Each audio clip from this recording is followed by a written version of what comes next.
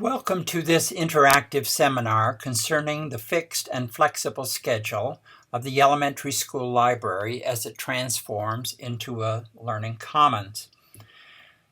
The seminar is aimed at teacher librarians, instructional technologists, administrators, and classroom teachers who are interested in changing what is going on in the current school library. I am Professor David Lurcher at the School of Information in San Jose, California. And I would recommend that you experience this interactive seminar with a partner or with a group so that you can share ideas both online and together at your location.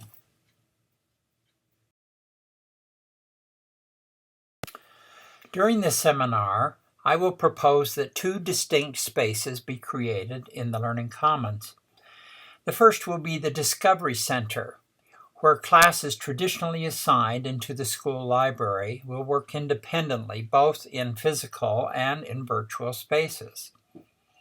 I also propose that by appointment, a project center will be added where classroom teachers will bring their students to co-teach alongside the teacher librarian or other specialists. So together, these two active spaces will constitute the program of the Learning Commons in the elementary school.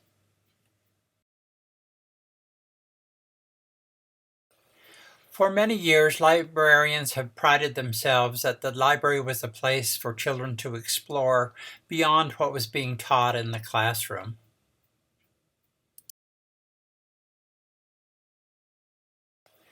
With the explosion of information and technology, the opportunities now for children and young people to explore the world beyond the classroom has grown exponentially.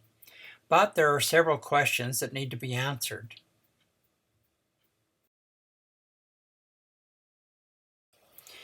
There is a growing chorus of support for the idea that every child should experience exploration, creativity, and self-directed learning in their education. You might want to pause the video here because we have provided three examples of that chorus. The first is Sir Ken Robinson, who has just published a book called Creative Schools, and he is extremely well known across the world. And Professor Yang Zhao, who is a professor at the University of Oregon, talks about self-directed learning as compared with what is happening in Asia. And then Sugatra Mitra is a famous Indian professor, now based in England.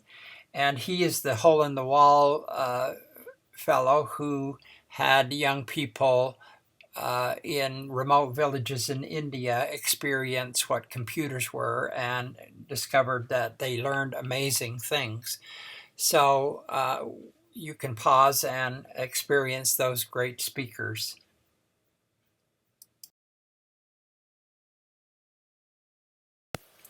Here is your first opportunity to participate in this seminar. So open a browser and type in the URL to the Google document, and then we're ready to ask you to share your ideas with others who already have done so. And our question is, if we were to reinvent discovery in the library Learning Commons, what would it look like? Now, I've put a few categories there on the screen, and it's also in the Google document for you to respond to. So take whatever time you'd like to not only read what other people have said, but also add ideas of your own.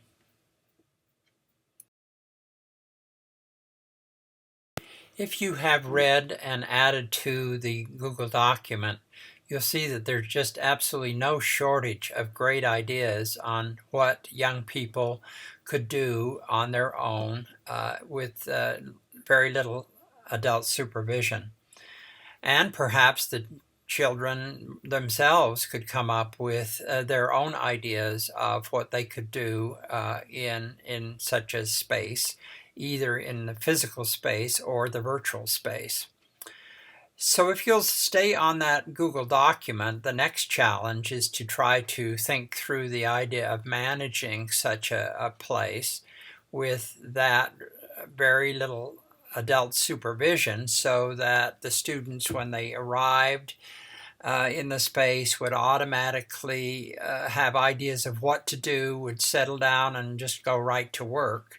And so that's the purpose. So you might want to pause the video at this point and go down the Google Doc to the next section, to the management section, and read through the ideas there and add some of your own.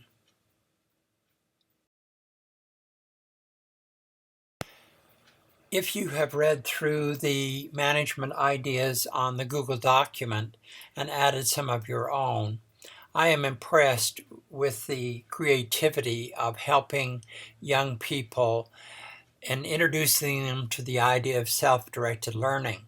Particularly strong are the ideas that at first they might be unaccustomed to self-directed learning, and so it's going to take a few sessions to build expectations, help them design what they are going to do and how they're going to do it, and to just give them the opportunity to fail as well as succeed. And I think the repertoire of ideas will start happening.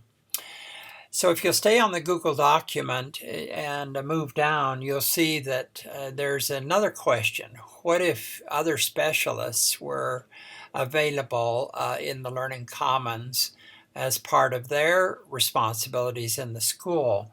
And I've given some of the specialists that might be possibilities, but there might be others that art, music, counselors of that sort. So you might go in and take a look at the ideas that are already in the spreadsheet, in the document, and then add some of your own.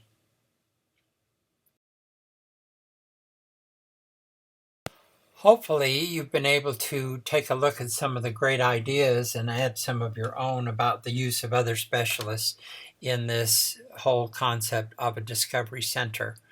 And so we wrap up this part of the seminar with the major idea that a discovery center is targeted at young people who are assigned through a fixed schedule to the library. So when they come, they would know that library time is discovery time. And they would also realize that they are pretty much on their own with very little adult supervision, unless the adults who are busy doing other things would have time to work with small groups or individuals in the time that happened to be assigned to, quote, library time.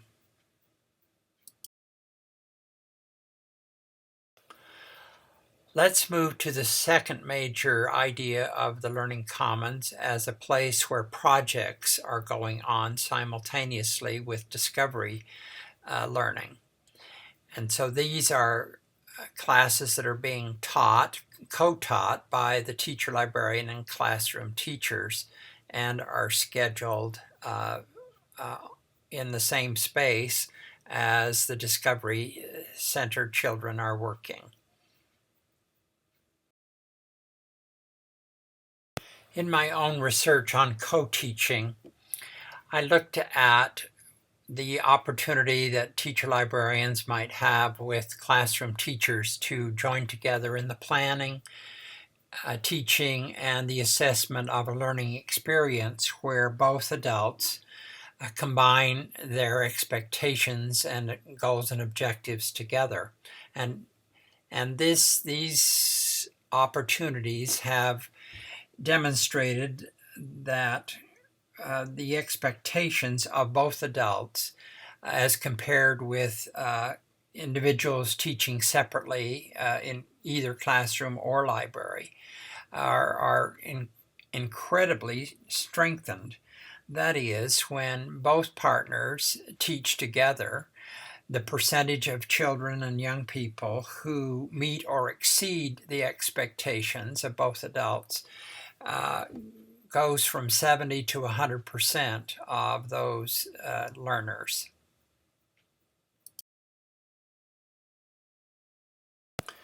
The idea of co-teaching is that both adults work to combine or intertwine or weave together their goals and objectives for both skills and content knowledge.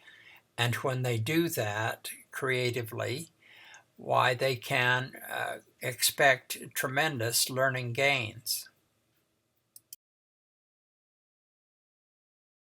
If the partners use higher level instructional design, some of which are listed there on the slide, they can develop quite a track record together. So for example, if the teacher librarian and the classroom teacher were able to co-teach 3 or 4 times a year, they could develop a sophistication demonstration. That is, at the beginning of the school year, and they're able to do certain levels of sophistication, but across the year they get tougher and tougher and tougher until they have achieved together some major inroads into what students are able to know and be able to do. It's incredible what can be done together that they couldn't do separately in their own arenas of influence. Co-teaching is a central element of the Learning Commons, and it can happen both in physical and virtual space, so that students can participate at any time, anywhere, and on their own preferred device.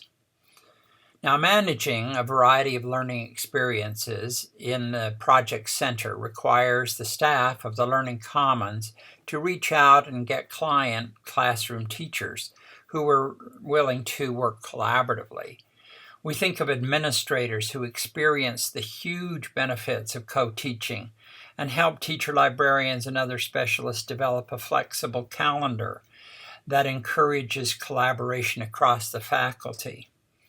We think of a parade of learning experiences that are taking advantage of a broad range of information and technology resources to deepen understanding and to develop the skills that are needed at the moment. The core idea is that 2 heads are better than 1.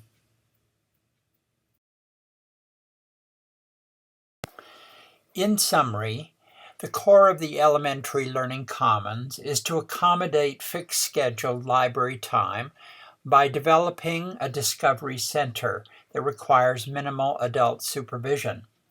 And simultaneously, classroom teachers are bringing their students to the Project Center, where they co-teach alongside teacher librarians and other specialists. It is not an either-or problem. It is a both-and solution.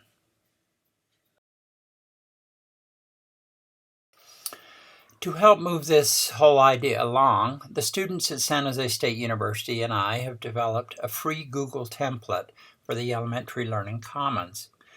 So anyone can download the template, rename it, and then it's yours to add your own content. It contains a variety of, quote, rooms that support the idea of a discovery center, a project center, and more. You can replace your own library website with this type of a participatory center, where many students and adults are collaborating, communicating, building, and demonstrating what great learning looks like. Feel free to use any of the ideas that you find here, whether you use the Google Sites software or any other.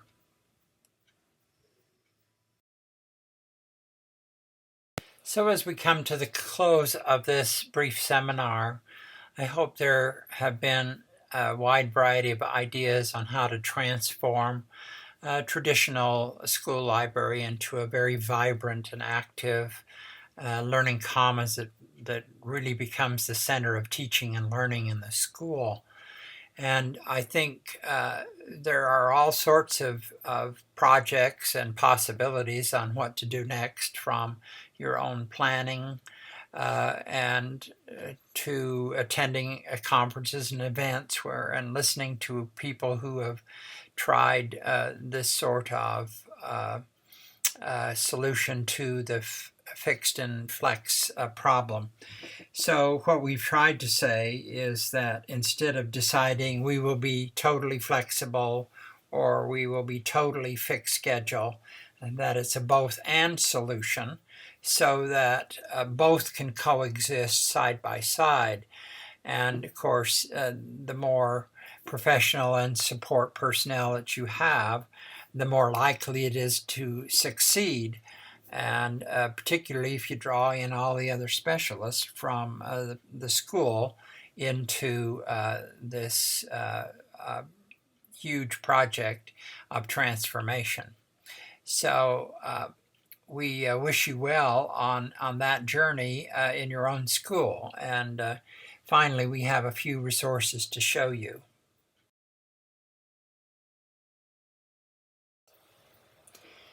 If you'd like to pause the video for a moment, you can find on both of the sites here a tremendous number of resources, both fee and free, to help you in the design of and redesign of a library space into the type of program that we've been talking about during this seminar.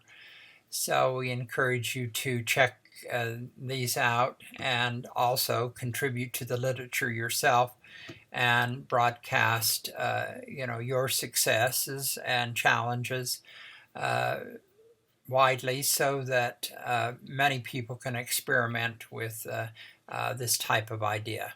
Thank you for attending, and I hope that it has helped you gather a few ideas for your own school and program.